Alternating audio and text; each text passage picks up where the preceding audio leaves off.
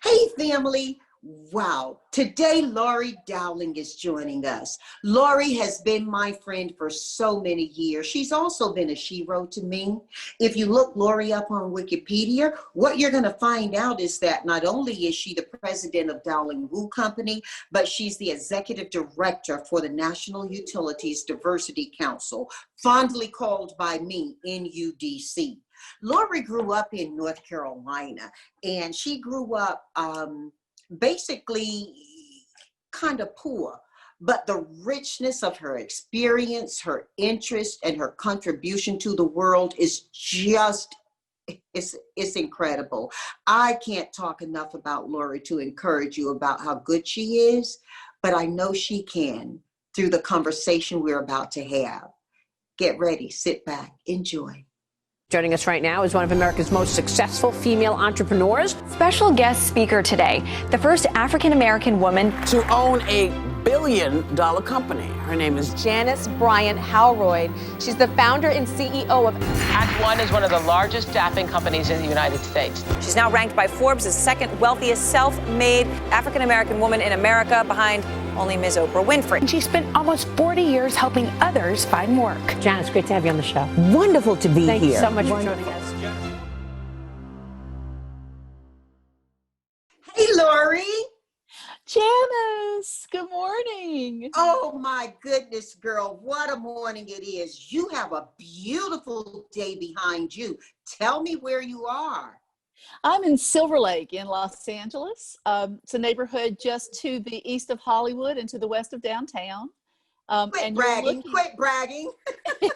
You are looking at the tree behind me. That is a Chinese magnolia, a Michaelia alba tree that smells like glory when it blooms.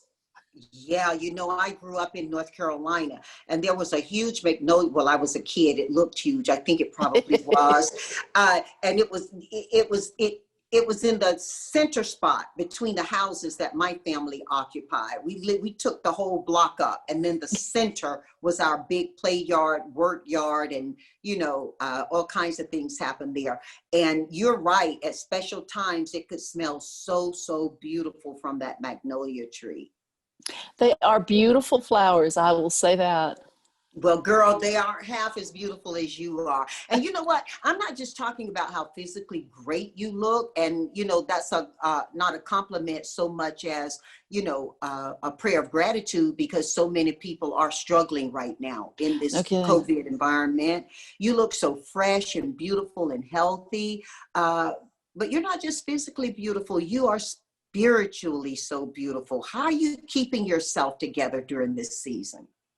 Oh my goodness, Janice, that is so kind of you to say. And we're just blessed because our family so far has been healthy, for which I'm so grateful. But part of the joy of being able to be in this time is you have a little more time for introspection. I don't know about you, but I haven't traveled since March for any time. And I know how you're always on the go. What are you traveling 1 week out of every, like 6 weeks out of every month, however many there are. But I, without being in an airport or on a plane, I seem to have a little bit more time to think about what's important. So I find that very helpful to me to just feel better about life, What is important? I think if I have learned anything this year, there are three things that are really important to me. One is family. I have not seen my family in real life since March. We see each other on Zoom, we see each other on Google Hangout, but we have not been in the same room, and we're a big family.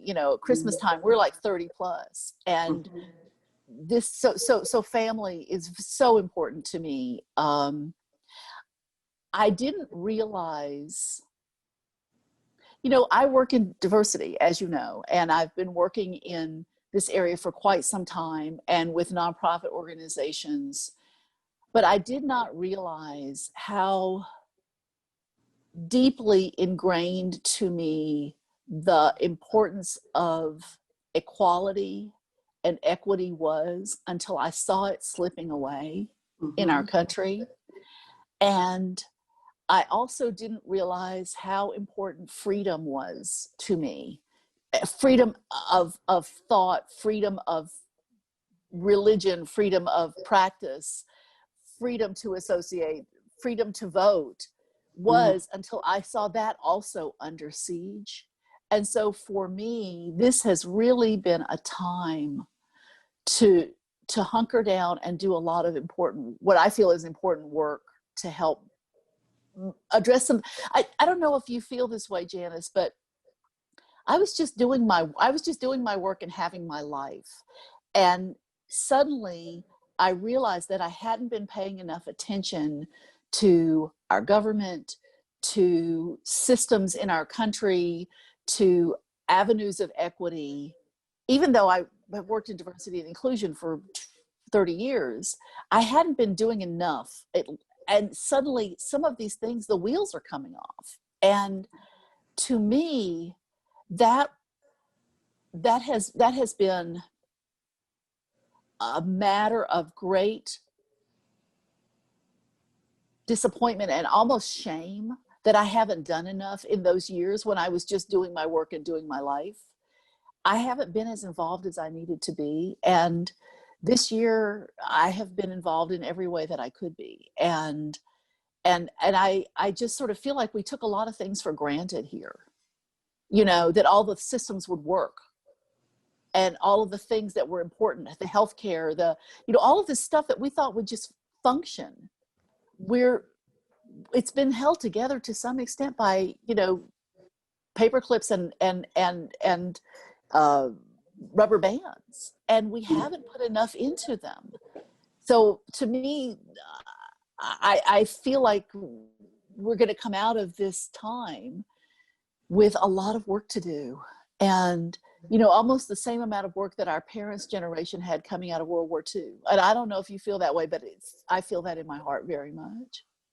Well, Laurie, there's so much in what you just said. Let me pull a few pieces of it out, because you and I share so much that oftentimes we could be the same voice speaking for each other. In this instance, that's not the case. And I think it's important because there are so many women who are family to me, as you are, who are experiencing as white women, yes, a whole nother iteration of their thought and emotion and work around social justice since those 8 minutes, 43 seconds. Yes. And I think they got even lengthened in post study. Now, growing up in the South, you've heard me say before, I started out colored. Yeah. Then I moved to Negro, then Black, then African American. Regardless of what they called me, my experience was the same. Yes. And so I left home with the consciousness and a person that has always been present in my engagements. Yeah. And that was a different experience than you had. So you and I have been aligned around the same things we want. In our person, we've come at it from different places. And the reason I say it's so incredible to hear you say, no, I've not done enough, is so incredible to me, because when I look at you, I've always seen you as more than enough. This lady never stops. She commits herself to supplier diversity, one of the most grinding gigs there that can exist for somebody. And, your own personal family is multicultural, and your spirit is so big and full. And you're sitting here saying, I feel shame. I've not done enough. That's a lot, Laurie. That's a lot. I'm sorry, go ahead. So I guess, Janice, I feel like there's a whole generation of us who were politically active in our youth and are situationally politically active until now. But, you know, I haven't volunteered to serve on committees. I haven't, you know, I haven't done the day-to-day work that, quite frankly, I think an awful lot more of us probably needed to be doing all along. It's like going to the gym, right? If you use muscles every day, they are strong. But if you stop, the muscles stop working as well. And I feel— And the ones you don't use suffer. I remember pre-COVID, Laurie, running through airports, rolling my carry-on. And my trainer's name is Laurie as well. And she's tiny and lovely like you are. And she would work me out so hard. And I'm like, how can all of that come out of that person? But one of the things Laurie taught me, she said, and she taught it, I don't know that I learned it well, but she said, you got to switch up the arms that are rolling that carry-on. Your right side is so empowered and your left side is getting weaker. I want you to practice rolling that carry-on through the airports with your left, because she defined it from her scientific approach to my left side being weaker, because with 3 weeks out of the month spent running back and forth through airports, I was basically giving my right arms and shoulder a workout that my left suffered for lack of. And I think you're kind of describing that in your experience of the muscles, where you were giving a lot to supply a diversity. The other side was suffering.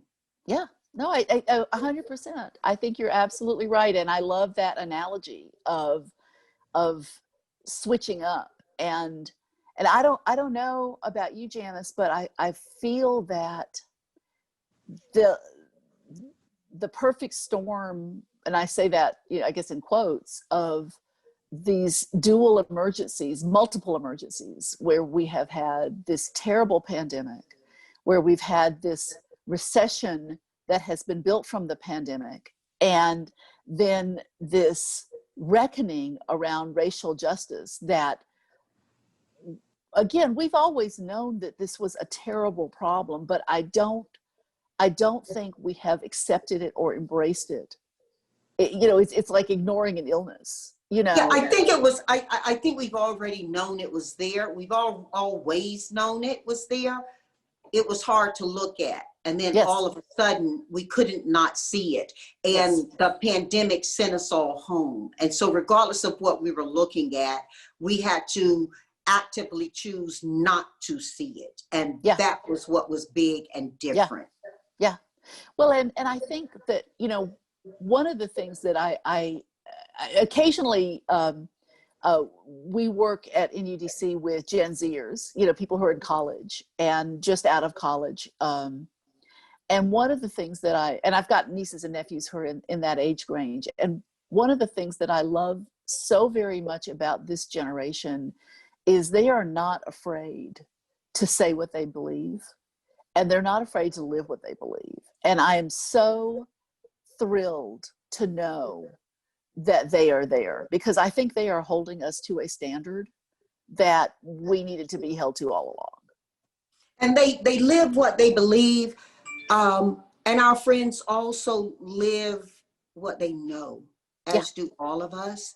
We have a responsibility to assure that they are well informed. That they know from truths and data that help them to inform their beliefs. And I was in a conversation earlier, Laurie, with someone you may know. I call him Professor James Laurie, who did incredible work at Tuck as an instructor to me in the early days of me building my business. And we were talking, and I was sharing with him, you know, and I've shared this publicly. You've maybe heard me say it, Laurie. For several years, when I first lived in LA, I would drive. Actually, I lived on Venice Beach on the water, and I would drive the boulevard and go to a place called Helen's Bakery. And etched in stone above the door, not on a placard painted, but etched in stone, were the words, "Those who forget their history are doomed to repeat it." We know that. and I visited Auschwitz. I know the importance of that. Many of our young friends and family, if they are lucky enough, have studied it in school. Many of the schools have stopped deep history classes. Yeah. But here's the thing. It champions us not to forget our history. There are a lot of our young friends and family who don't even know their history. There's nothing to forget. And so faced with the reality of their lives today, I think never before has there been a better opportunity for us to generationally connect and share from what we know toward where we go. What do you think about that? I am so glad you mentioned that, Janice, because one of the, and you mentioned James Lowry, you know, who's also a great author. And his books are really excellent. I give them quite frequently. As you know, I give books as gifts, not infrequently, and yours is included. I have part of the Christmas gift for one of my colleagues is is your new book. But one of the things I think can be can happen is that we forget the people who've come before, and we don't always honor them, you know. And I'm really happy that you were speaking of James and that you were highlighting his work. Another one of the great leaders in this area for us is my friend, the late Price Cobbs, Dr. Price Cobbs, who wrote with Dr. William Greer the very first major book about the experiences of African Americans in companies called Black Rage, and in Society in 1968.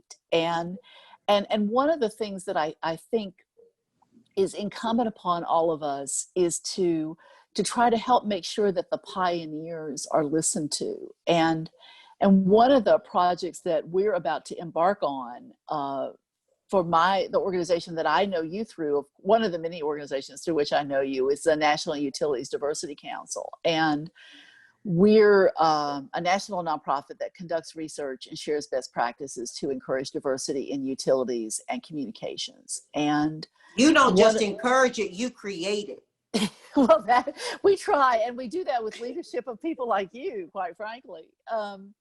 One of the things that we're about to embark on is an oral history project of supplier diversity in the utility industry. And part of what caused us to do that, I talking about not using your muscles and being ashamed of not doing enough.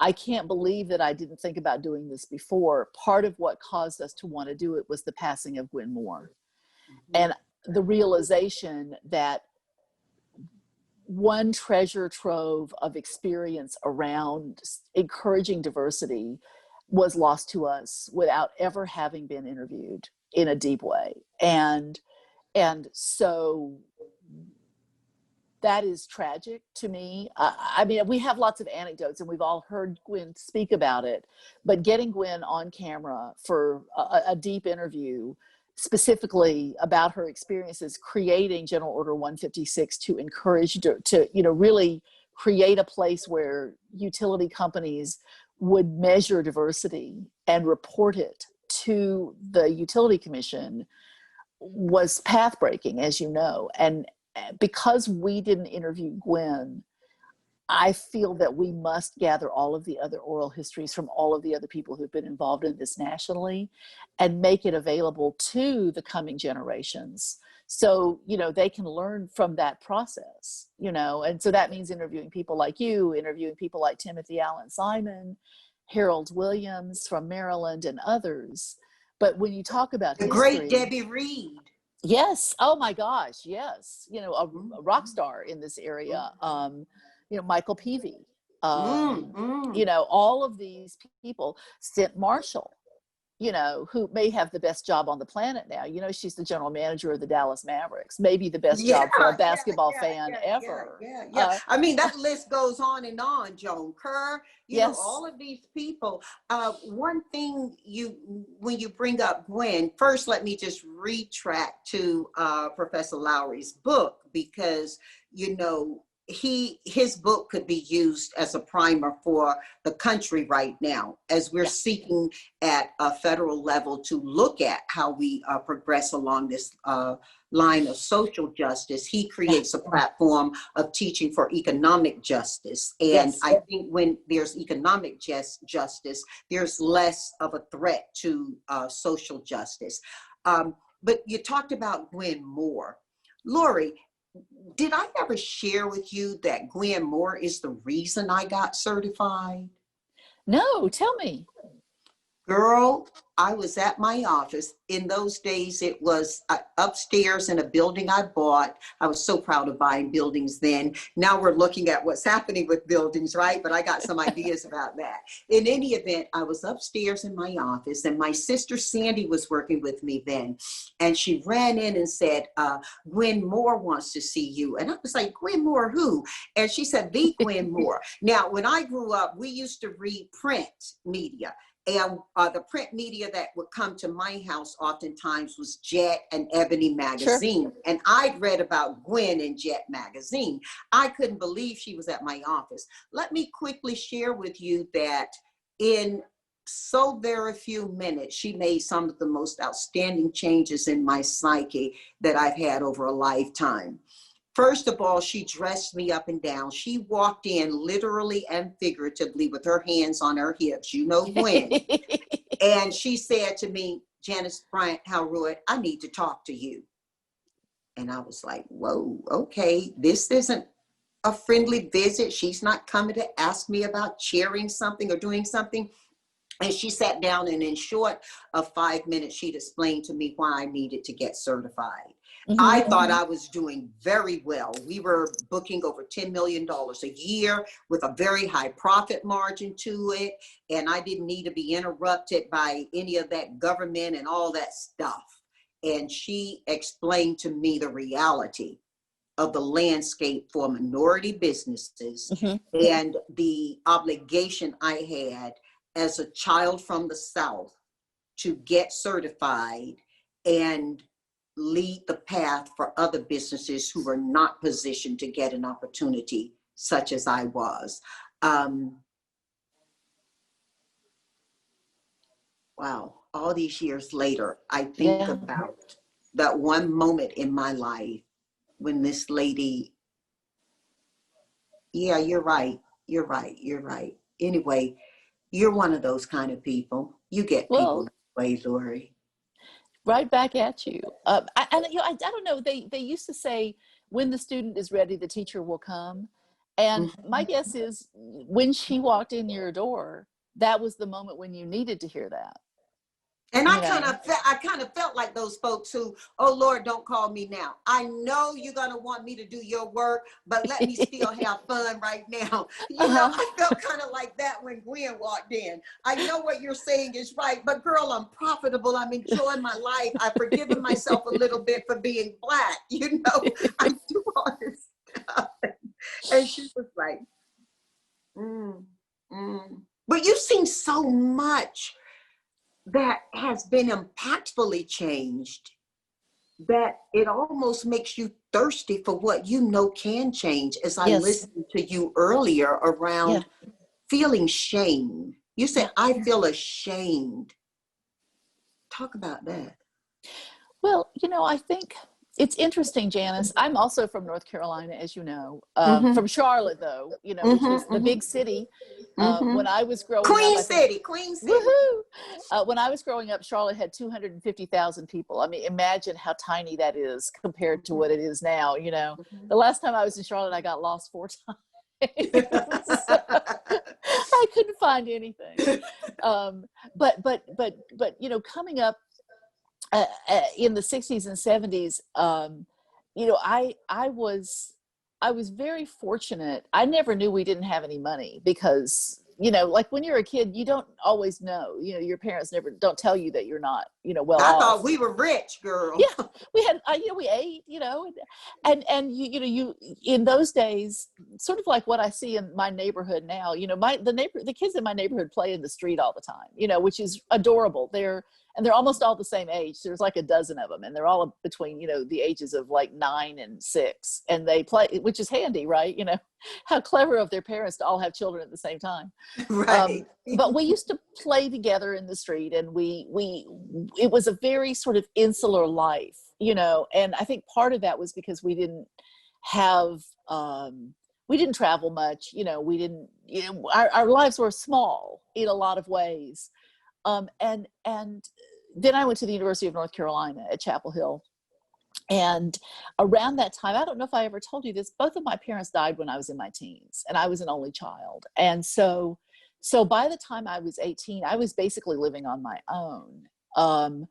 But I was still very sheltered, because you don't really go out into the world. You go from one little box to another often, especially if you're a white child in the South, because you're protected in a way that you don't even realize, and so when I moved here to California 7 million years ago, first of all, I had lived in New York, and I had lived in other places. I'd gone to school in London, but California, I'd never been in any place that was like 60 miles by 60 miles. That was we're so odd for people not from here, because, distances for us are, like, imagine if you were in Manhattan and, somebody said, you want to go all the way over to Pennsylvania, that's sort of what we would be doing, right?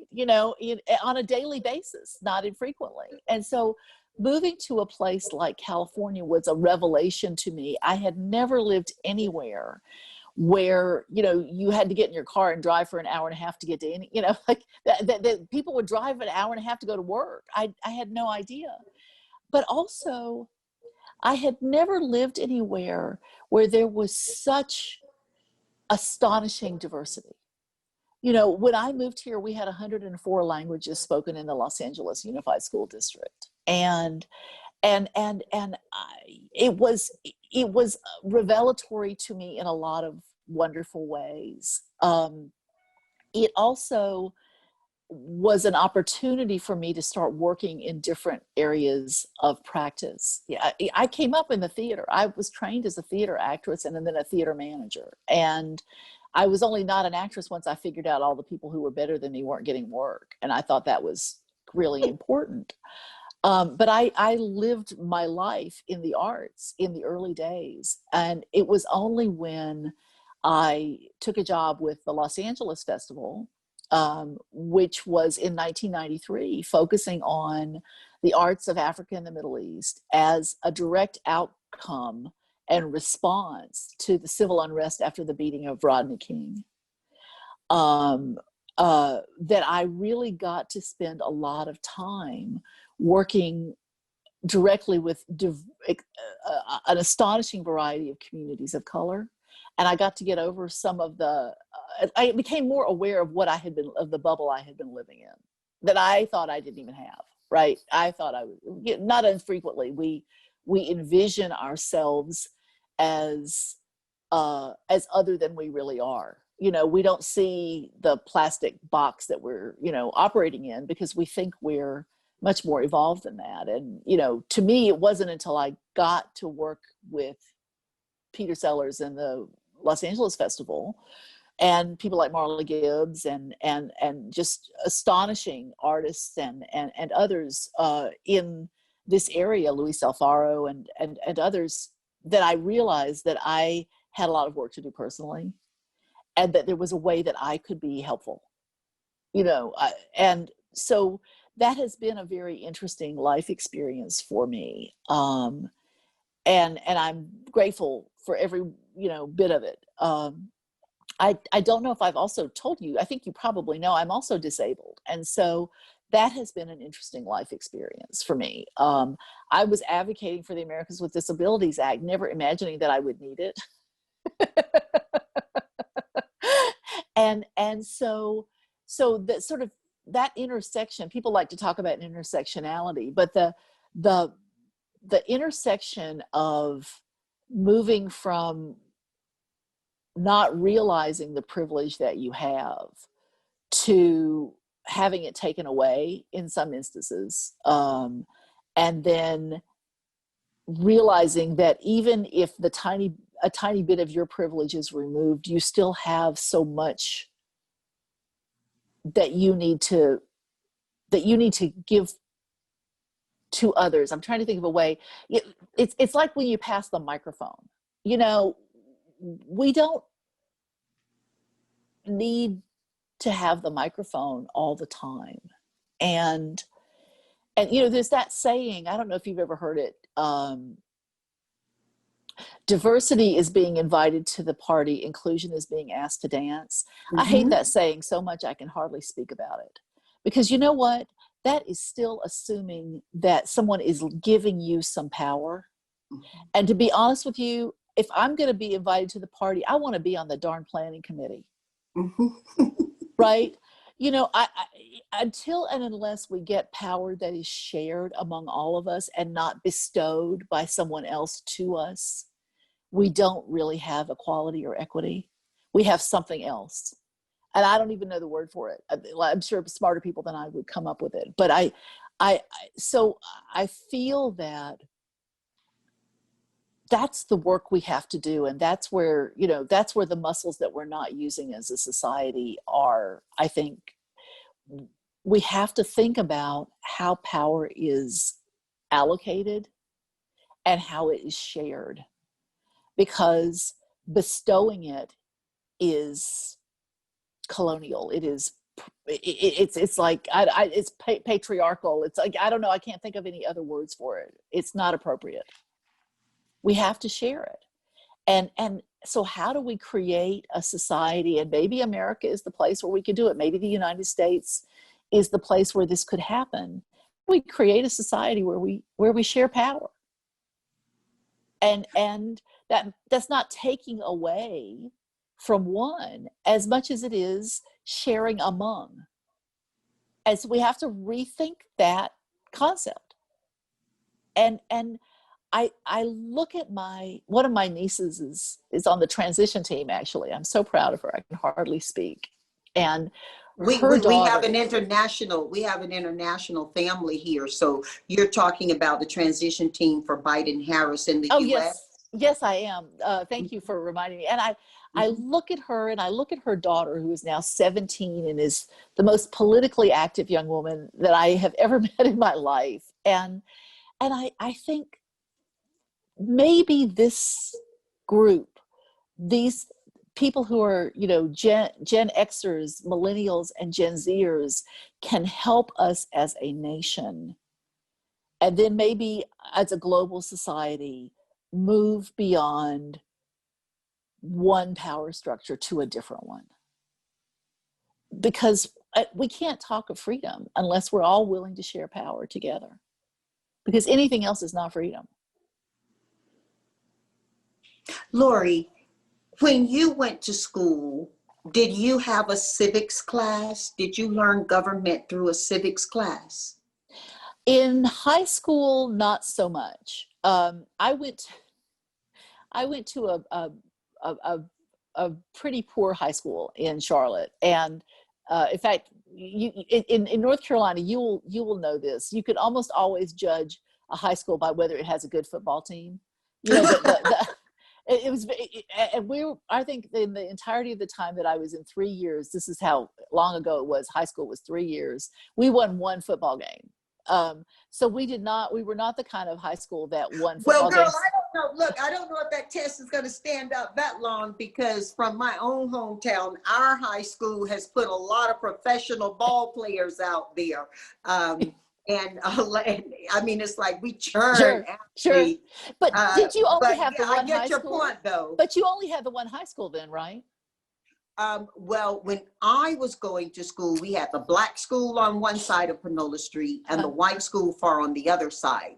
Today, the iterated school is one that is predominantly black, because we are an Edgecombe County community. Sure. And you know, Edgecombe County is, has a healthy black population. Let me correct that statement, because where it matters, has a large black population. but Yeah. facing some of the health challenges that Yeah, so no many kidding. Blacks do in the nation. No But kidding. to your point, you didn't have a civics class. We didn't ever make it all the way through each year of the assigned curriculum in history.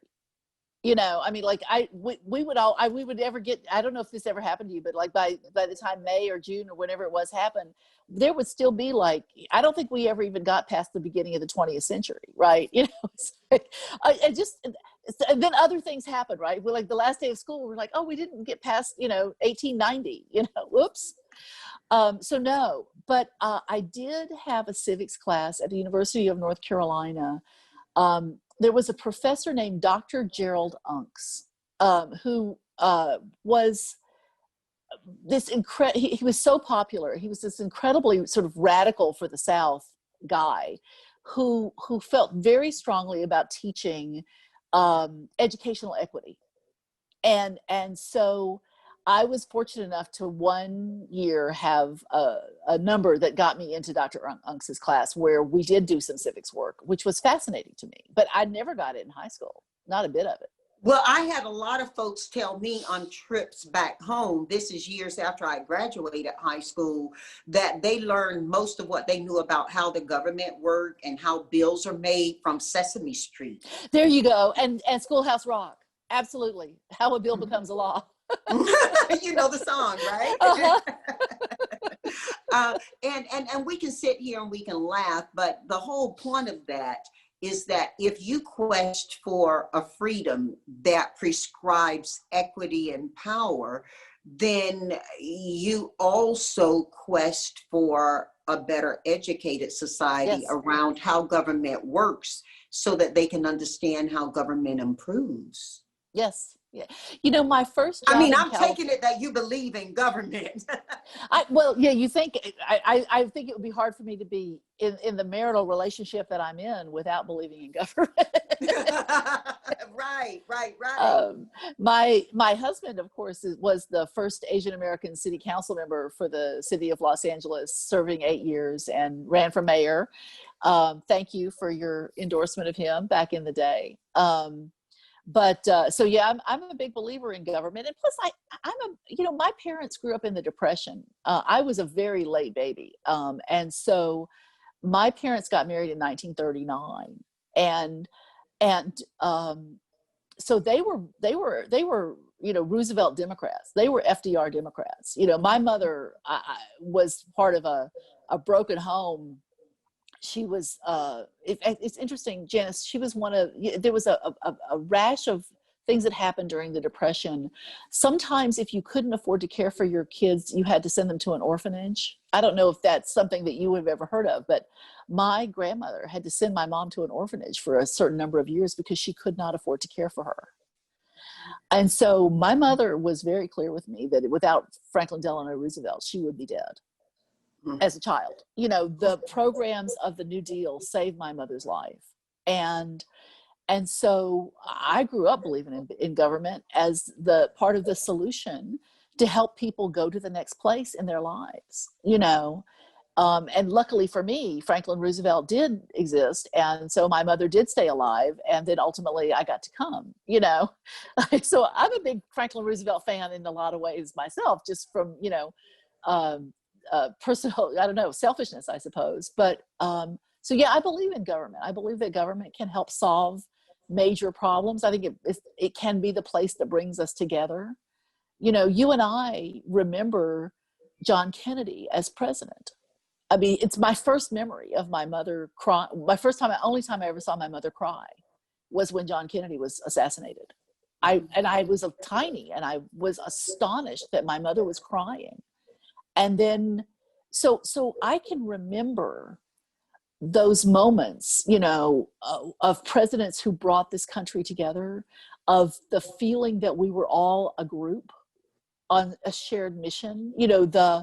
I don't remember the speeches. I've listened to them subsequently, but I do remember the feeling that an entire nation felt that they were to some extent united under a vision of a new generation and a torch passed. And we all went to the moon when those men first stepped there. We did. Across the world. We all did. went to the moon together. Well, and the idea of having a vision, a government with a vision. And I think when I look at the New Deal and I look at because I think we're going to need another one. I think we're going to need a WPA again. I believe that we're going to have to do a lot of things for government in the coming months to help people recover. But when I look at that vision, I look at the we will put a man on the moon in our, in this decade. In our time.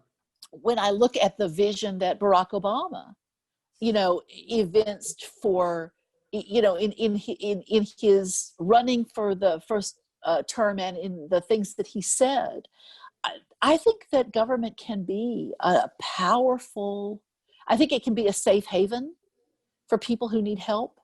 I think it can be the organizer for many of the things that society needs to do. And I think it can be a powerful repositor of vision and shared vision. I think it can create those things. And I think that we see that in cities. I think Mayor Bradley used to do that here in Los Angeles, Tom Bradley. Before Tom Bradley, Los Angeles was a little backwater to some great extent. It was not an international city. That was his vision. I mean, can you imagine what Los Angeles would be if he had not been mayor? Listeners, this gentleman was the first African-American mayor, and so far the only African-American mayor in Los Angeles, and an icon in many ways. But he traveled the world to bring people to Los Angeles. And Bradley International Airport. That's right. You can see his statue right there when you come to visit us. And you should all come to visit us because Los Angeles is a wonderful place. So I think government can give us a vision of what we can be, don't you? Government can inspire and support innovation as well. I was thinking, Laurie, and I really want your thoughts on this. I was thinking early morning, I had to do a presentation, an international presentation for an organization I belong to, MSD UK, which is the Minority Supplier Development Council for the United Kingdom. It's about building minority business opportunity. And my Aunt Shaw leads that organization skillfully. I was accepting on behalf of so many companies, including some of my client companies and our organization, the honor that they bestowed on us by planting trees in our company's names. Oh, lovely. And, in my acceptance, I likened those saplings to minority businesses where you got these young, strong saplings that are going to be planted and watered and honed and cared for and grow to give back for years and years and years of their fruit. And we were thinking on during that presentation this morning, I was thinking about, wow, here we are. I'm sitting here in California, LA, California, and yesterday in Coventry, United Kingdom, a 90-year-old woman took what the British call the first jab. Yes. The first vaccination against this horrible, horrible disease. And how do nations perform? How do nations build? Laurie, this is a thought I had this morning, early dark. We had, because of government research and funding, pharmaceuticals that were at the ready to regroup and develop a cure for a national pandemic causing virus.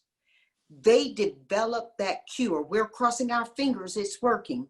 They developed that cure that 90-year-old woman took the first injection of in short of 2020 for a disease that wasn't known in 2019 to exist, although we saw it coming. Yeah. That's That's humanity, that's history, and that's government at its best, because without the research, without the funding, these strong pharmaceuticals would not have been able to step up to the moment to help heal humanity. And so I do hear you when you plea for a government of for and by people. Yeah, you're absolutely right. And I think that those saplings, you know, it's not enough just to plant the saplings. You have to make sure that you're watering them and fertilizing them and attending to them, you know, and that's also, I think, where government can come in is, you know, when we look at entities like the Small Business Administration, like the National Endowment for the Arts, the National Institute of Health, the National Science Foundation, these agencies can have the Department of Energy that you have been an ambassador for in the past. These agencies can have they can come in at what I sort of think of as almost the tipping point, that moment when a company or an entity needs attention and help. They can make a huge difference, an exponential difference in the health and longevity of those saplings, right? You know, because water needs to be applied at the right moment. And I think that I'm all for the free market, yay for the free market, but I think there's also a role for government to help support this, you know, because what we know about small business, well, first of all, small businesses created America throughout its history. You know, I mean, Hewlett-Packard was a small business when it started. Microsoft was a small business. Well, I can go even further than that. How about the plantations of the South that built cotton? Yes. You know, that built a cotton industry. So yes. So I think that what we know is that small businesses often grow to big businesses. And if they stay small or whether they get large, they are still having a major impact in the communities in which they are located. They're hiring local people, they're fueling local jobs, they're growing local economies. What's the downside to helping them? Like, those are some of the best investments we could make, you know, as a society, is, you know, helping grow businesses. And because what we know is that women businesses often hire women, African-American businesses often hire African-Americans, veteran-owned businesses often hire veterans. So we want to grow employment diversity. Well, let's grow businesses. You know, who's going to hire people except for businesses and entities, right? So I think that I think we have to think as a, you know, I think government can have an investment impact that is exponentially larger than the amount that it puts in. Well, we saw that when we saw the banking crisis. Yeah, it's true. Well, and we see it with you know, when you're talking about the pharma companies, you know, a lot of that work, that sort of stage one work, is actually done in universities and in teaching hospitals. And in the national labs. Have you ever visited one of our national labs? Oh my God, I've been to Livermore, which is like the best place on the planet. Lawrence Livermore, yes. I visited maybe 4 labs now. Oh, wow. Yeah. Mm-hmm. I've always wanted to go to Oak Ridge. My uncle worked at Oak Ridge during the war, and during World War II. And as I understand it, what happened was you know what, Laurie, that's going to be a great story. And before you even tell it, maybe you need to back up and just talk about what the national labs do and how they exist.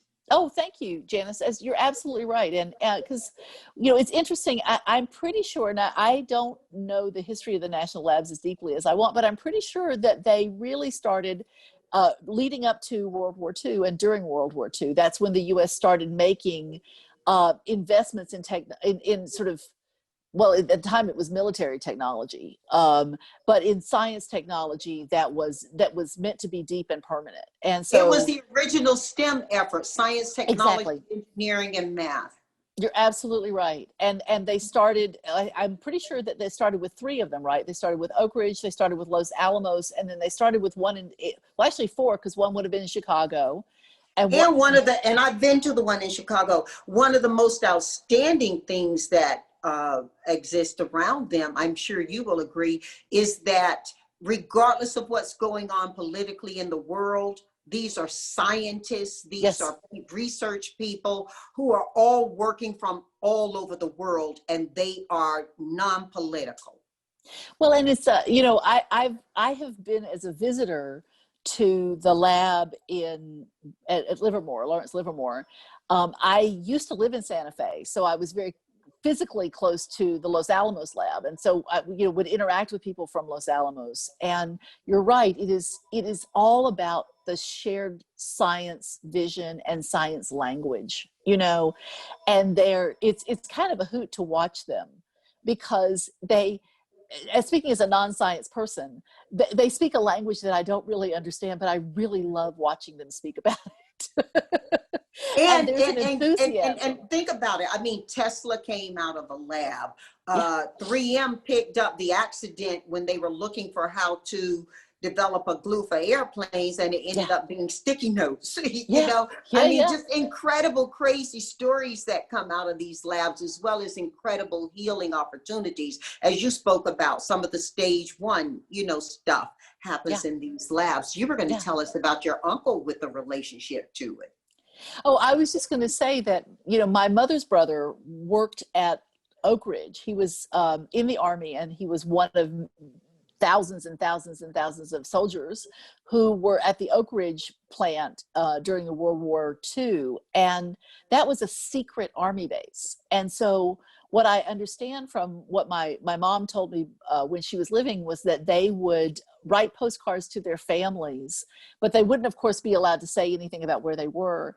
And then the postcards would be taken out and mailed from hundreds of miles away. So for the entirety of the time that the soldiers were at Oak Ridge, none of their families knew that they were there. In fact, nobody actually admitted that Oak Ridge existed, because it was such a super secret plan. And I believe that Los Alamos was the same. I mean, I think that people were not stationed there. They were in theory stationed somewhere else, and in order to keep those locations a secret.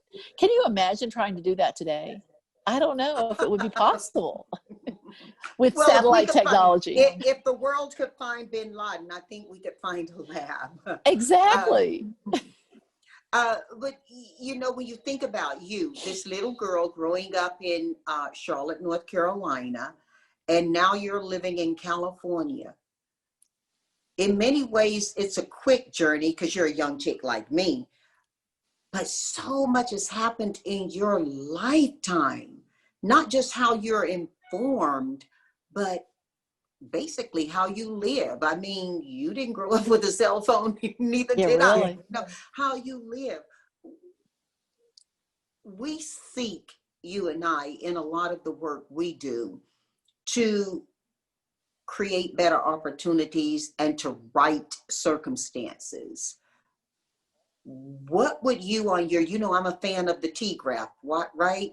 What would be on your left side for what's wrong, and on your other left side for what's right with the world?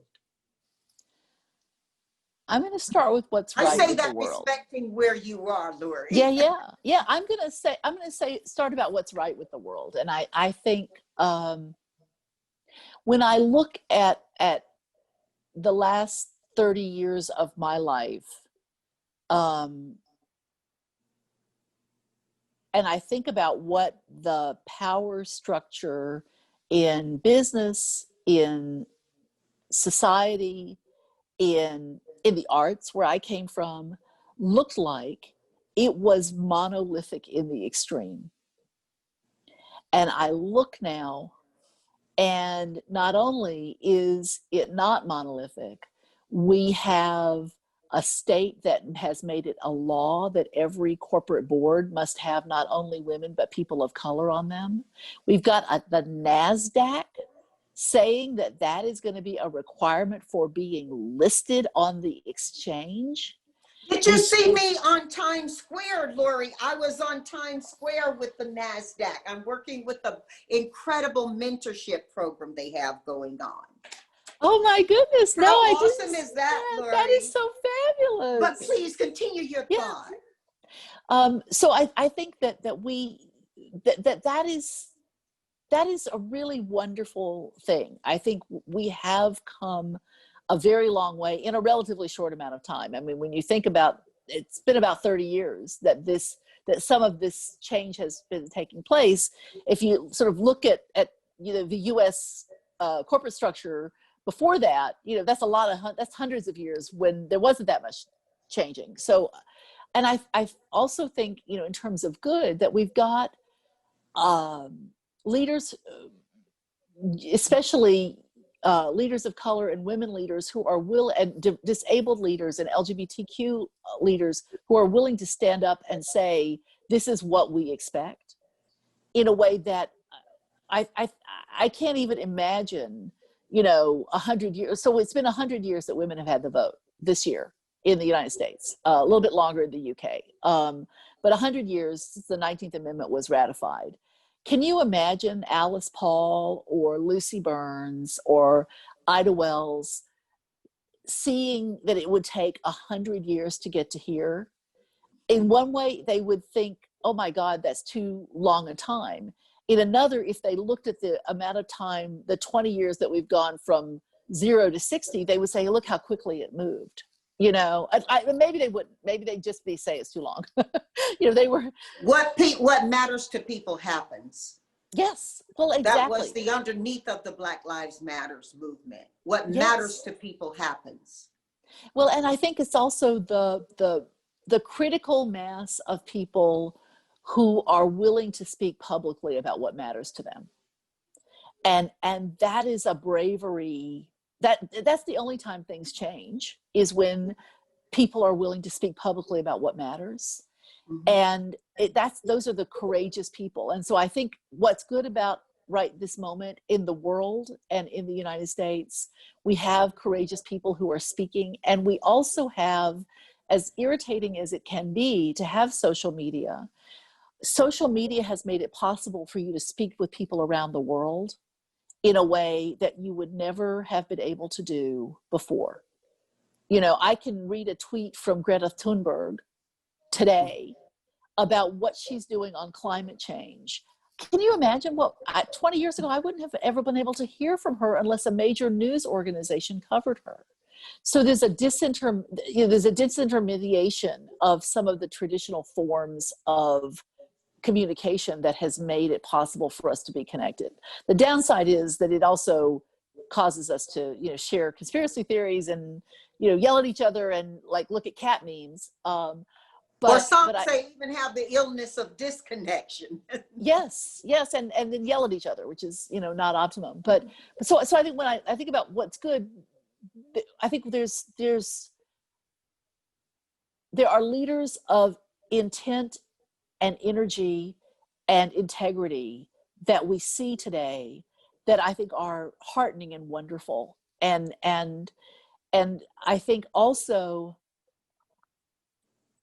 I feel that we have a realization around urgency in some aspects of our lives that perhaps have been, covered over by inaction. So I'm thinking of climate change at this moment. How long have we had Earth Day? What is it, 50 years? We stopped using some of those muscles too. But luckily for us, from what I read, we still have the ability to change things and make an appreciable difference in our climate and in the health of our planet. I think so what's good is I think there's still time to do some of the things that we must do if we are willing to act with intent and energy. And as my mother would say, get a wiggle on. Mm-hmm. Or get our skates on. Mm-hmm. That's a heartening thing because, we could have left it too long. I don't think we've left it too long, but I think we have to get our act together. you know. So that's heartening. I think that what's not heartening to me is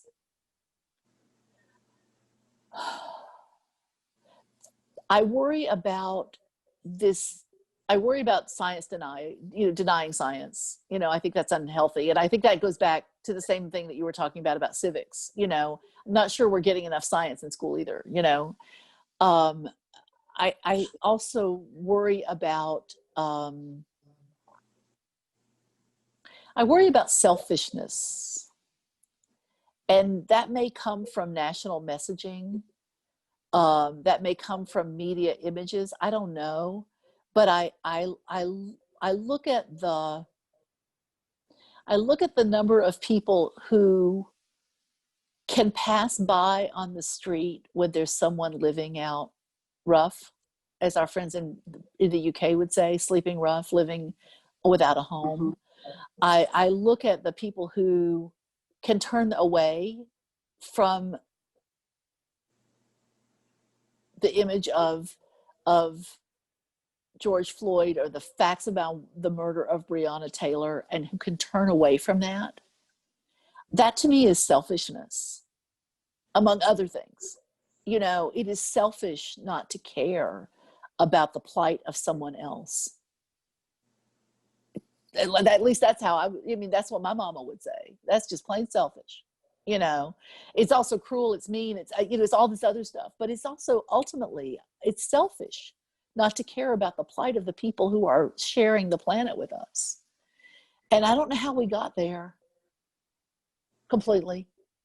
And I feel like so that's on the other side of the T. Well, that's to me. Well, we talked about civics and, you know, the classes and et cetera, what we're teaching.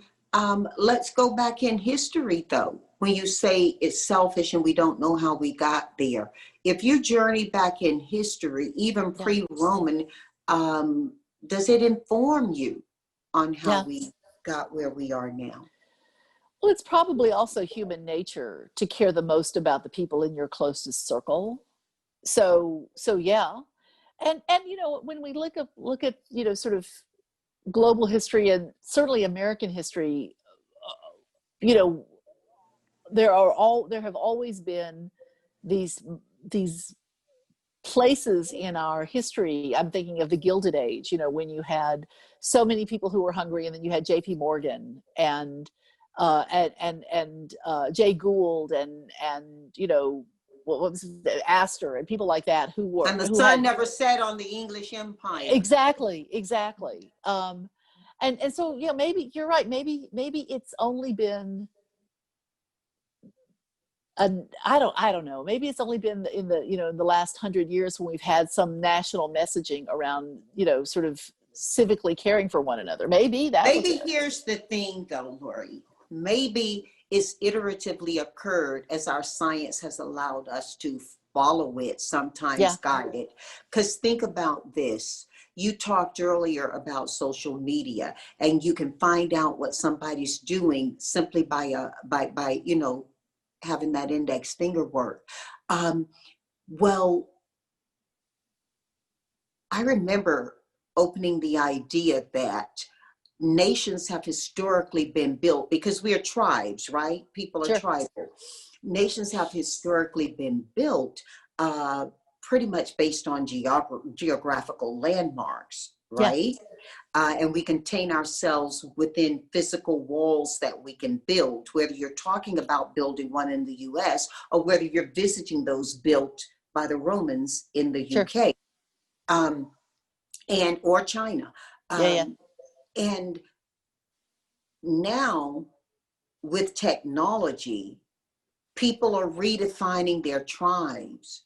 You talked about the glory of our Gen Xers and our families who've grown up on technology. Many of these young people have different experiences with each other, expect different outcomes from each other because they have the advantage of such ready information. Granted, they have to glean through the information to define, you know, fact from fiction. but they have it right there. I walked across town certain hours of the day to go to a library, Yes. to check out books, to be informed, because there was no television in the home and radio wasn't educating in that way. Yeah. And here today, I can pick this up and do like this and start a business, perform an operation. Yeah. I mean, there's so much that I can do that doesn't simply inform me, but allows me to be of value to humanity. So when you talk about how people change and how did we get here, it'll be really interesting for you and me to stay healthy, especially through this COVID, right? And see what happens next. We got a cure. We're crossing fingers in short of a year to a disease that didn't have a name 2 years ago, you know? And we've got technology in the hands of people who you admire, who are young and don't have the experience of tribes built on color, gender, or nor geography nor government. Their tribes are built on their common sense of purpose, ideals, and interest. And it'll be interesting to see what the human spirit does with that availability. What do you think? Well, you know, I'm so glad that you said that, because I don't know, do you follow the young people from Marjorie Stoneman Douglas High School who created March for Our Lives? So I went to the first March for Our Lives here in Los Angeles. I didn't march because I can't do that very well since I became disabled, but I did take the Dalmatian and we went to the end. And they let you stay, you know, if you were disabled, they let you go. You didn't have to go through the whole march. You could just go to the end. And so I took Yuki, the Wonder Dog, our Dalmatian, and we stood at the end. And I looked at all of those kids. They were, what were they? They're not kids. They're young adults. It was 500,000 of them here in Los Angeles. And so since then, I've been following them. And one of the things that they sent out the other day is they're asking the Biden administration to create a cabinet level post for a Generation Z member so that their voices can be heard at the highest level of government. And can I just say, I love that idea so much, I can hardly speak about it. Because, you know, think about it. That's exactly what we need. Of course, that's what we need. You know, if we were going to talk about, you know, who lives here and how do we make sure that power is truly shared, having somebody who's got a seat at the table to blow up ideas and really throw out, you know, their perspectives from their unique experiences, that's what we need to have. And first of all, I'm so proud that they're asking for it, you know, because I don't think when I was their age, I would have had the nerve to ask for that. Would you have had the idea to ask for it? I don't know. It would never have occurred to me, perhaps, that I could have a part of, you know, that kind of a conversation. So when you say that, I think that's, you know, that's part of the excitement too, is they're not afraid to ask for what they want. God bless them. And so I'm really interested to see if the Biden administration does this. I think it's inspired, you know. So I don't know how we got to that, but I just was really blown away by the fact that they're asking for it. I think it's really groovy. Well, you know, I also see some evidence of tribe busting in the way companies are hiring today. Many of my clients historically hired from certain schools around certain characteristics. And today they are busting that wide open, and they're saying, not only are we going to hire from all 4-year colleges, we are going to look at community colleges as well as a point of entry into corporate America, corporate organizations. So, you know, that simple cell phone visual that went around the world around social injustice has caused us to ask so many questions differently too. When you say these students can ask for a presence at the table. It's amazing. My mom used to sing a song, "Don't worry, I won't sing it for you. That's not what I do." But it kind of went, "It is better to light one little candle than to stumble in the dark. Better far that we light one little candle. All it takes is a tiny spark. If we all say our prayer that the world will be free, the wonderful dawn of a new day we see. And if everybody lights just one little candle, what a bright world this will be." That's wonderful. You're lighting candles. You're lighting candles, Laurie. Those young kids are lighting candles. Those young adults are lighting candles. And I think it's incredible. I've been accused often of being Pollyanna. In this moment, you make me feel very much that person I say I'm not. The inspiration of your thought and your conversation around stuff. Talking about lighting candles, though, are you digging dirt? Are you planting gardens?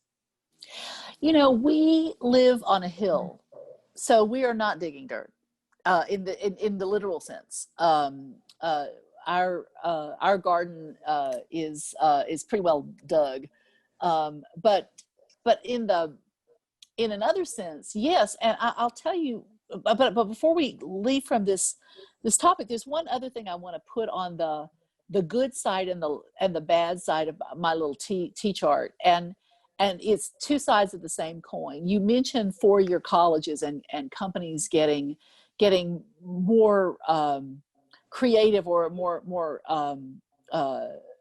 focused on looking outside of the sort of usual lane that they swim in with regards to recruitment. You know, we've talked about this before, but I want to bring up the minority serving institutions of our country. Because in the United States, you know, we have over 1,000 minority serving institutions that I'm representative of an HBCU, North Carolina A&T. one of the best HBCUs and one of the best MSIs in the country, and flat out one of the best institutions of higher education in this country, especially from the engineering side and you know the STEM side. To send you your other T-shirt, Laurie. You represent. They're so great. But one of the things that I have found is that we have these amazing institutions. My husband worked at one for 10 years, Cal Poly Pomona, Hispanic Serving Institution here in California, that have been attended by recruiters, in my opinion, when, you know, in terms of the caliber of graduates that they're producing, with the level of knowledge and energy and creativity. They are truly an under-realized treasure for the United States. And about 2 years ago, the National Academy of Science, Engineering, and Medicine did a study specifically on the role of minority serving institutions as an underutilized resource in the U.S. And so on the one left side of my T chart, where I'm unhappy, it's that they're not being used as well and they're not being resourced as well as they should be. A few of them are large and they have, you know, great resources, but a lot of them are smaller and don't. Many of them are public institutions and don't have as many resources as they deserve. On the upside, there are two things. One, the caliber of the students that are coming out of those schools is platinum.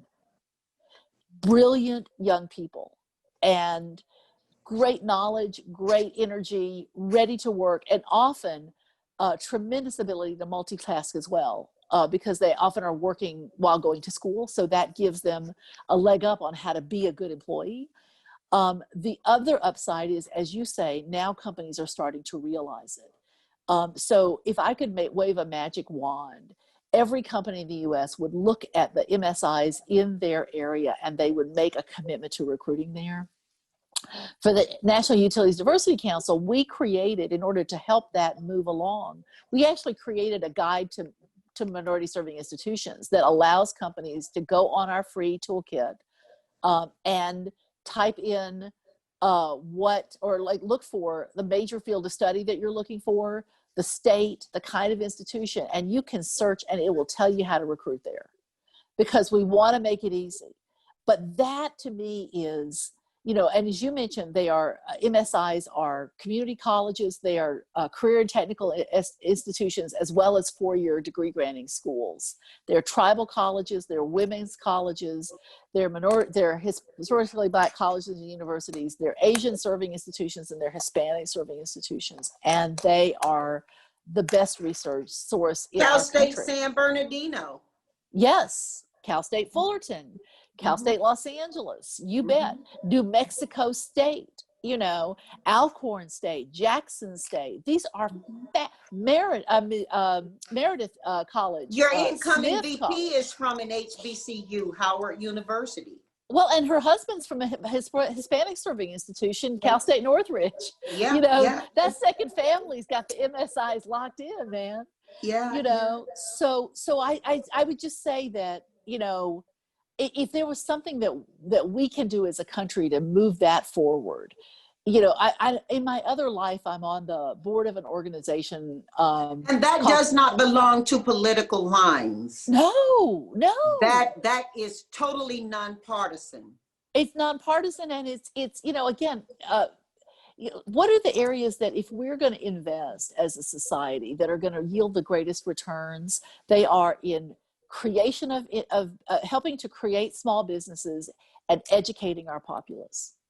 That's, the returns fall from the sky when we do those things well. And in my other life, I'm on the board of an organization called Californians for Higher Education. And we're a nonprofit organization that was founded by Bruce Corwin, whom you know, among many others, Mel Levine and others. And we are about encouraging the state of California to put more resources into public colleges and universities and community colleges. So the Cal State system, University of California system, and the California Community College system. And we do that because we know that in our state, the state that we live in, will be better if there are more opportunities for people to be able to go to the California state schools. The Public Policy Institute of California did a study a couple of years ago that we were 1 million college graduates short as of this year of the number of college graduates needed to do work in California. Now that's changed a little bit because of the pandemic and all the layoffs. That has sadly, it has bought California a little more time. But we're not the only state in the country to be in this situation. We're just the one whose measurements that I'm aware of. So part of what we're advocating for as an organization is to encourage the state legislature and the governor to put more money into the California state university system and the other public institutions so that more kids can afford to go to college or go to career technical institutions and get their credentials or their degrees.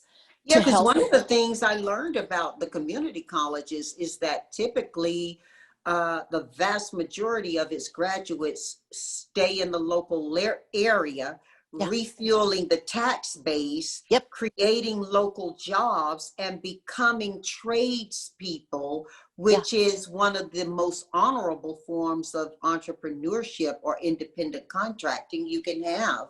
So, so there's a lot to rally there, even before we look at corporations hiring folks. Well, and one of the most lucrative areas too. I've got two nephews who are who own their own heating and air conditioning business in North Carolina, which is like the best business on the planet as far as I can tell in terms of generating revenue, right? Because like, what do you need in the middle of summer in North Carolina? You need your air conditioner to work, It's very lucrative. It's a wonderful business, So going back just to the MSI thing, I think that, if I could wave my magic wand, the federal government and the state governments would put enough money into these institutions to make it easier for kids to go to college or go to CTE and to graduate.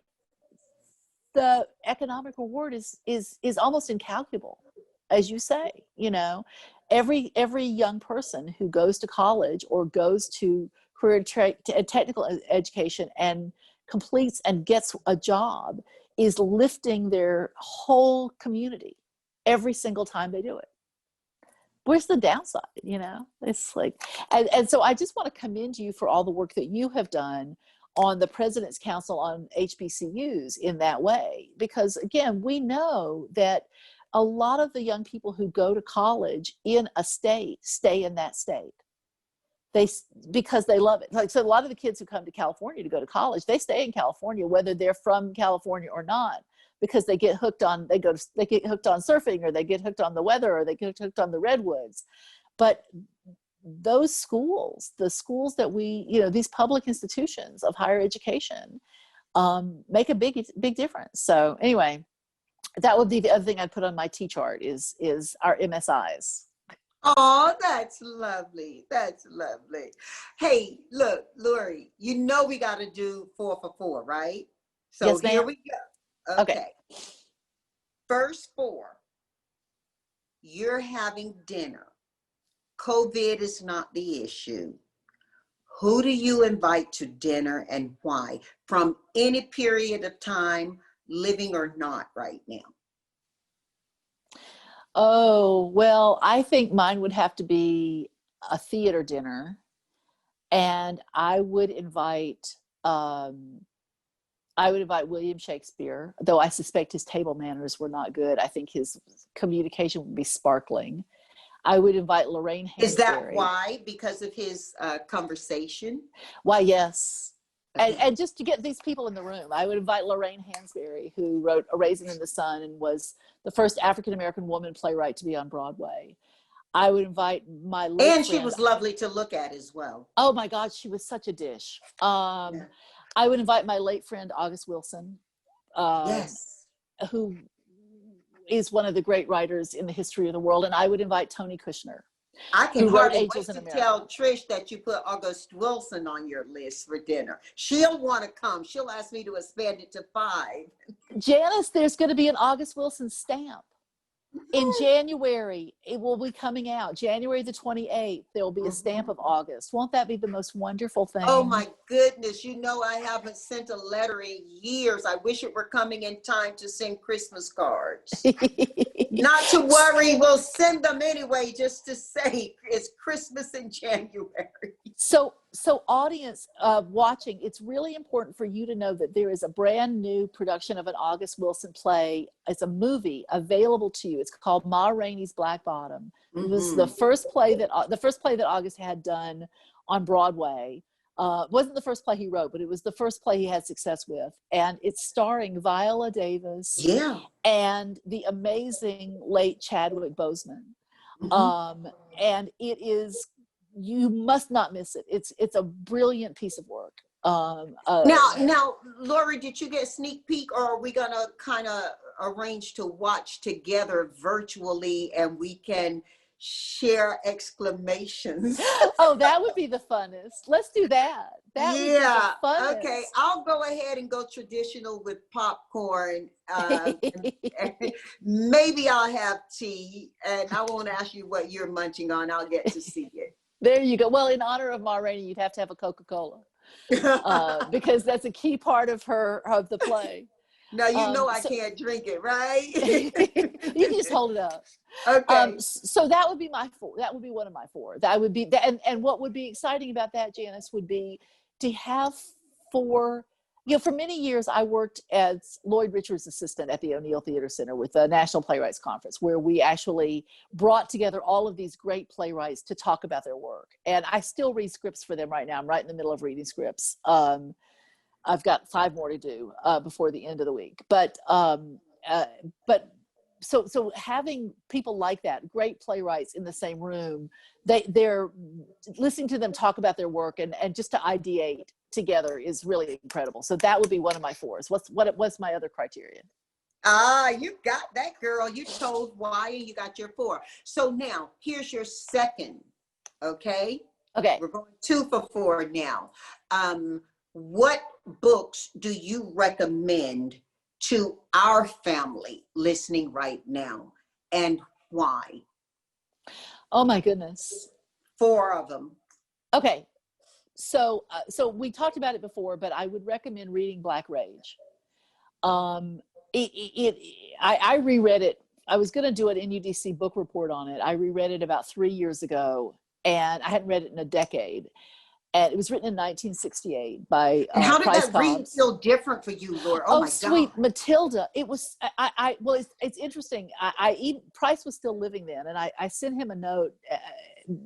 We used to email occasionally, and I wrote him and I said, I'm rereading Black Rage, and Price is breaking my heart because it feels like this is exactly the same thing that you were writing about in 1968. And it was in 1918, in 2018, because I wanted to write about the 50th anniversary of the book. And he wrote me back and he said that he'd been thinking about that a lot. And he had actually been in communication with Bill Greer right before Bill passed, which was about 2 years before. And they were talking about how it seemed like it was a lot of the things that they had written about were coming back, and how distressing that was. So one would be Black Rage, because going back to those who cannot remember history are doomed to repeat it. I think it is really important to read this book. I mean, my goodness, it's like Marvin Gaye's "What's Going On" Yes. album. Yes. Yes, I mean, I've been listening to that so much. Just listen to that now, and I do say album, right? I mean, yeah, I'm with you. Was the vinyl? It was a 33 and a third, was it? Vinyl. Yeah. But when you listen to his messaging, yeah. So Black Rage would be one. There's a book called La Nueva California, written by David Hayes Bautista, who is the founder of the Center for the Study of Latino Health and Culture at UCLA. And it talks about the growth of the Latino population in the United States. He's a demographer in his other life. And he also is a storyteller. So it's a brilliant book. And he just updated it this year because, in the time since he wrote it about 5 years ago, Latinos have become the majority population in Los Angeles, in California, and they have grown very significantly in the United States. So it's La Nueva California. In our home state of North Carolina. Yes, it's true, like 600% in since the last census. Well, I don't know what it'll be for this census because we don't have that data yet. But so that is, I think, an incredible and wonderful book. There's a brilliant book by someone who lives in North Carolina right now, Ella Bell, Professor Ella L.J. Edmondson Bell, and Stella Nkomo, and it's called Our Separate Ways, and it is about the difference in experience between white women and African American women in corporations. It is out of print right now because Harvard Business Publishing will not give them back. They won't reissue it, and they won't give Ella back her copyright. But we've actually got a petition going to try to get them to either do one or the other. We don't care, just do something, because right now you have to buy it from a used bookstore, but it is and you can't get it online. It's not available online, like on Kindle or any of those. But that's a brilliant. But if enough people start requesting it. Yep. Well, and you may remember Ella because she also had a column in Essence magazine for many years. Ask Dr. Bell, So it's a brilliant book. And going back to a lot of things that we've talked about. So I would recommend that. And then there's a book that I am loving so much, and it is a fiction book for young audiences. It's called Tristan Strong Punches a Hole in the Sky. And it's the story of a kid who goes to visit his grandparents in the South. He's from Chicago, and the walls between the worlds are a little bit unusual, and he gets sucked into a world that is filled with all of the great myths of African American diaspora. So Gum Baby, Papa Legbo, oh my God, it is John Henry. It is the world's greatest book. So I would say that those are my 4. Oh, wow, Laurie. I know we're going to have people rushing to wherever they're getting their books from right now. I won't throw commercials out, but listen, Can we go 3 for 4? Yes, ma'am. You give me time to go. Can I add one more? Of course you may. One more book that everybody should be reading is a book by Janice Bryant Howroyd. Okay. Which is a brilliant story. So please don't forget that. Okay. Well, I'm going to rush for those other 4. Laurie, 3 for 4 here.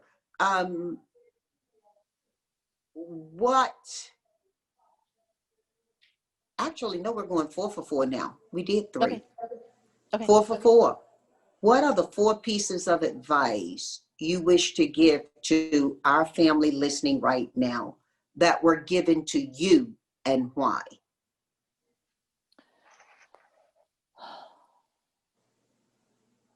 And by the way, if you have advice you give that wasn't given to you, we can tack that on to the 4. Okay.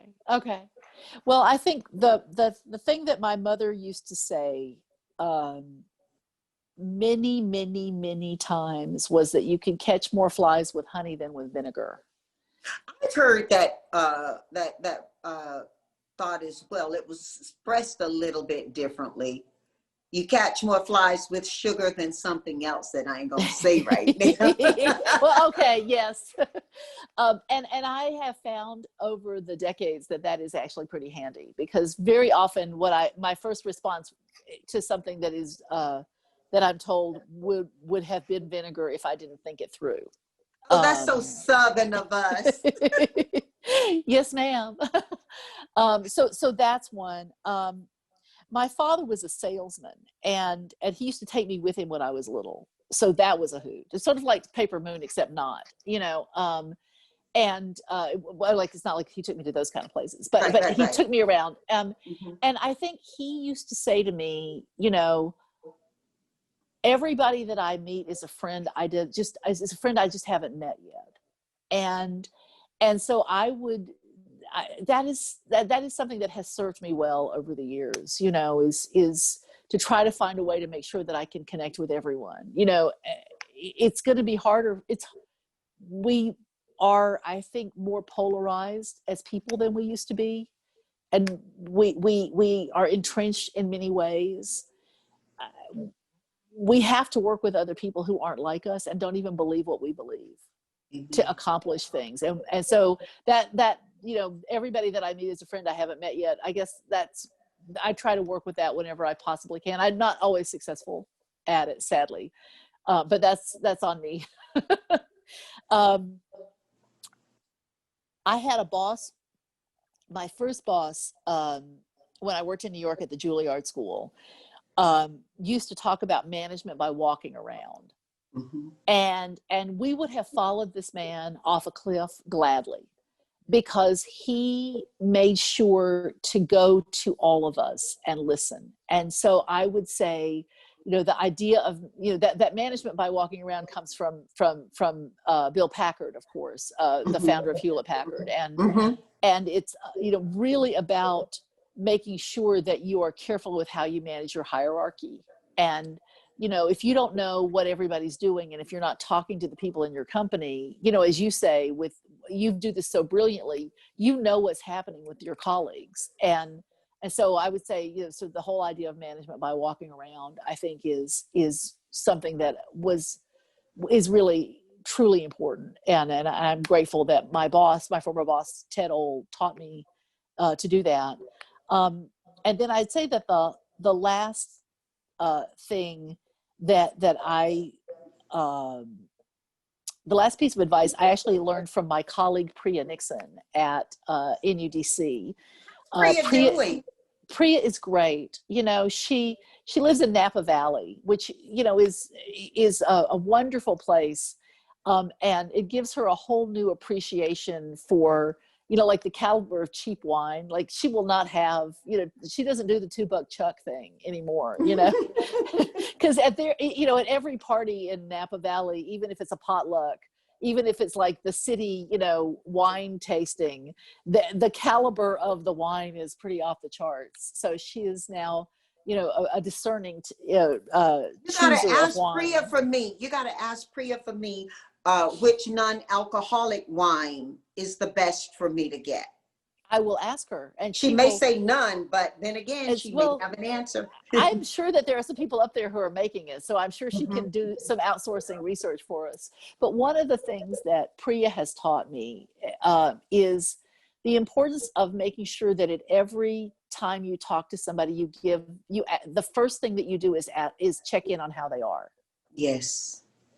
And I am so grateful to her for teaching me that and reminding me that every day. Yeah, because it's easy to plunge right ahead. Yep. Yeah, Yep. it is. And today more than ever, I believe, Laurie, is a time when people actually want to invest the time to answer.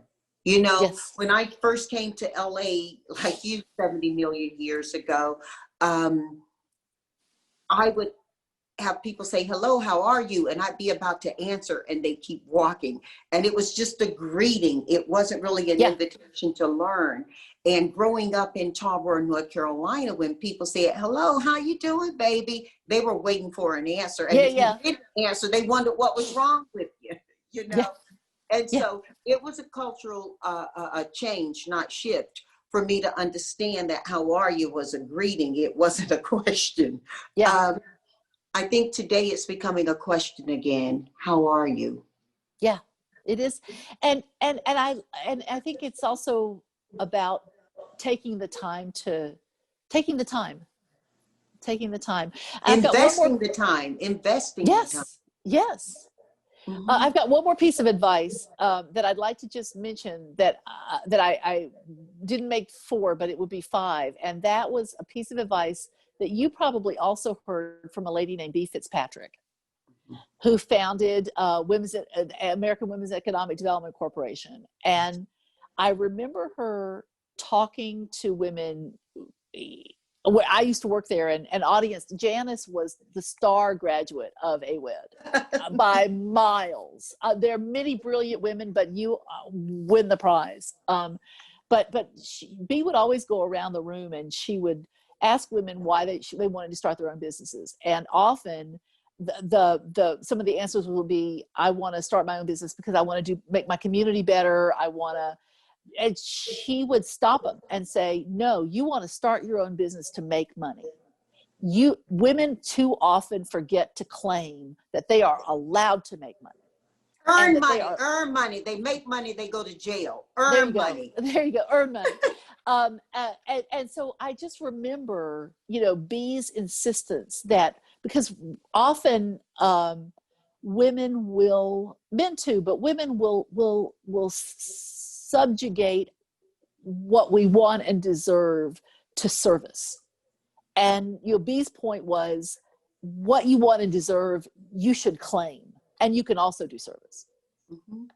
And so I would just go out. We grew up with the saying, and many of our family are going to relate to it, that you can do well and do good at the same time. Yep. So I would just say, the thing that B said, making money is not earning money is not a bad thing. Mm-hmm. Oh, you know what? We didn't do it. Our 4th. Okay. So we're going to do our 4 for 4 now. Okay. Since you're giving us such jewels. What are you listening to musically and why? Well, Janice, I've discovered Spotify about 4 years ago.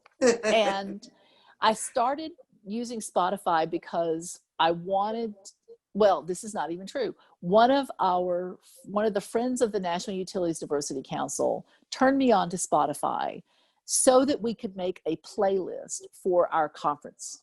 We do an annual diversity conference that's very small. It's only 100 people, and it's about rolling up your sleeves and thinking deeply and actively about the issues of diversity that are keeping us up at night. And it promotes so many businesses. I've really got to give you a plug here.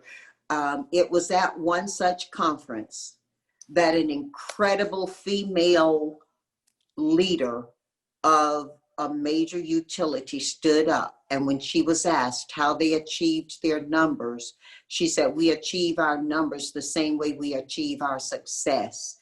We hired the best suppliers. And she mentioned my company's name.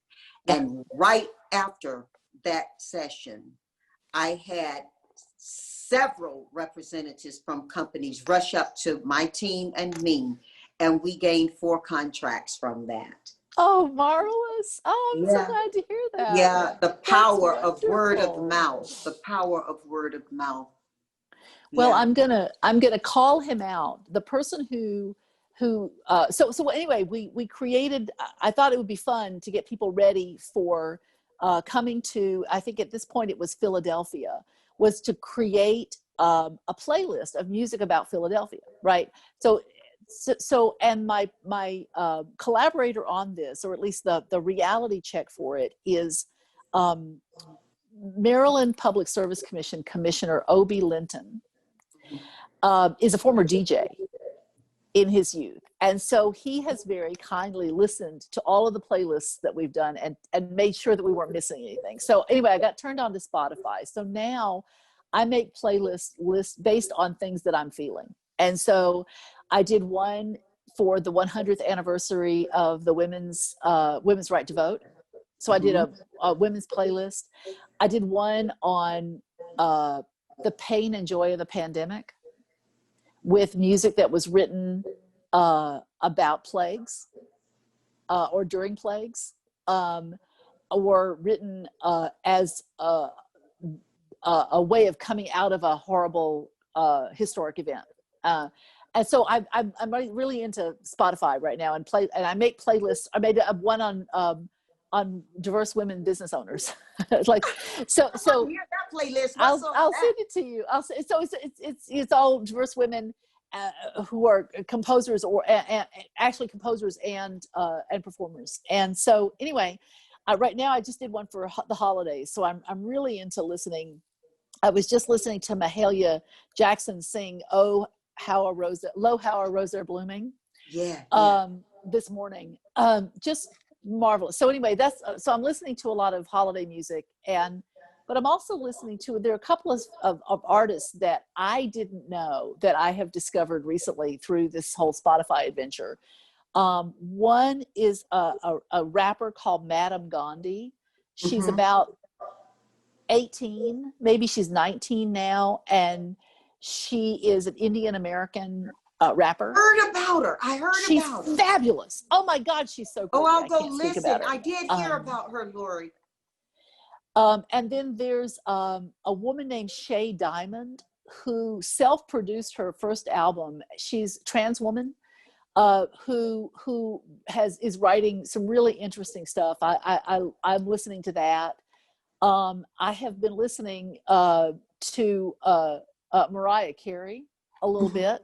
Well, who doesn't at Christmas, right? It's true. It's almost impossible not to. And I've really been listening a lot to Queen Latifah lately. You're going back to the Queen. Well, she's got a set of pipes on her. So she. Wouldn't you love her to do a jazz concert for you? Well, yeah, because she's got those great jazz albums and those great standard Wouldn't you love albums. her to do a concert for you? I would. Oh my God. That she's so versatile. I wish that she were allowed to sing more, to be honest with you. She's been so successful in her other life as an actress that I don't think we see her singing as often anymore. And I wish that she would sing more, because she has got a set of pipes on her like nobody's business. What are you listening to, Janice? Hey, girl, I can't steal your thunder right here, but I'm definitely going to listen to what you've been listening to. I guarantee you before December 31st hits, I'll have incorporated your playlist into mine. I'm old school. I love gospel. I love classical. I'm not so informed, so I tend to listen to Chopin, and people tease me about it because they say that's not the best classical artist to listen to. But yeah, I'm listening to a lot. I am also what's on repeat a lot right now is Marvin Gaye. What's going on? Yeah, that's on repeat a lot for me right now. And then words without music always work, don't they? I mean, listening to poetry too. So it can go both ways. One of the best things that's happened so far this week, we're midway, is listening to you. Oh, right back at you. This has been so incredible, girl. We gotta hook up again. I have loved our time together. I adore you. You are one of the most generous spirits in the in this world, and so informed.